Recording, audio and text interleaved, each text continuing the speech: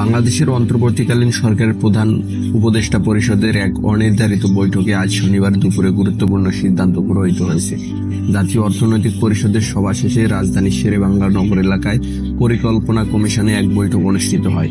এতে সভাপতিত্ব করেন অন্তর্বর্তীকালীন সরকারের প্রধান উপদেষ্টা প্রফেসর মোহাম্মদ ইউনূস।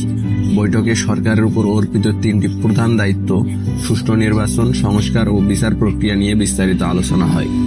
সভায় উপদেষ্টা পরিষদ গভীর উদ্বেগের সঙ্গে লক্ষ্য করেন যে বিভিন্ন সময় অযৌক্তিক দাবি দেওয়া, উদ্দেশ্য প্রণোদিত বক্তব্য এবং এখতিয়ার বহির্ভূত কর্মসূচির মাধ্যমে সরকারের স্বাভাবিক কার্যক্রমকে বাধাগ্রস্ত করার অপচেষ্টা চলছে।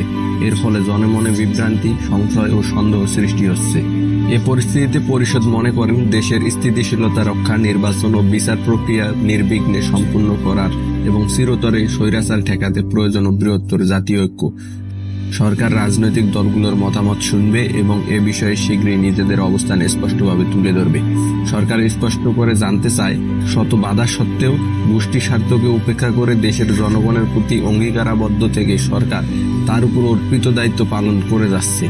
তবে যদি দেখা যায় পরাজিত শক্তির ইন্ধনে এবং বিদেশি ষড়যন্ত্রের অংশ হিসাবে সরকারের উপর অর্পিত দায়িত্ব পালনকে অসম্ভব করে তোলা হচ্ছে, তবে সরকার সকল কারণ জনসমক্ষে উত্থাপন করবে, জনগণকে সঙ্গে নিয়ে প্রয়োজনীয় সিদ্ধান্ত গ্রহণ করবে। এই অন্তর্বর্তী সরকার জুলাই অভ্যুত্থানের জনপ্রত্যাশাকে ধারণ করে চলছে।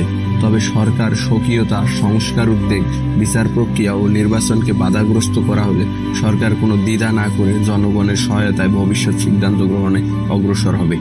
এটাই ছিল আজকের বৈঠকের মূল বার্তা।